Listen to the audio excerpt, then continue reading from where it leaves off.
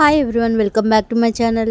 కనిగిరి పట్టణంలోని 5వ సచివాలయంలో శనివారం ఘనంగా నిర్వహించిన సన్మాన కార్యక్రమంలో 79వ స్వాతంత్ర దినోత్సవాన్ని పురస్కరించుకొని ప్రకాశం జిల్లా కలెక్టర్ తమీం అన్సారియా చేతుల మీదుగా రెండవసారి ఉత్తమ అవార్డు అందుకున్న వీఆర్ఓ బసిరెడ్డి శ్రీకాంత్ను కనిగిరి మున్సిపల్ చైర్మన్ షేక్ అబ్దుల్ గఫర్ ప్రత్యేకంగా సన్మానించారు.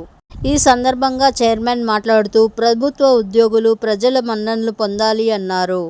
వీఆర్ఓ శ్రీకాంత్కు తన కృషి, సేవాభావం, సమాజానికి అందించిన విశిష్టమైన సేవల కారణంగా ఈ అవార్డు లభించిందని, సమాజంలో ఇలాంటి ఆదర్శవంతులైన వ్యక్తులు మరింత మందికి స్ఫూర్తిని నింపుతారని అభినందించారు. ఈ సన్మాన కార్యక్రమంలో స్థానిక ప్రజాప్రతినిధులు, అధికారులు, గౌరవ అతిథులు, ఆంధ్రప్రదేశ్ ప్రభుత్వ ఉద్యోగాల సంఘం ప్రతినిధులు పాల్గొని అవార్డు గ్రహీతకు శుభాకాంక్షలు తెలిపారు.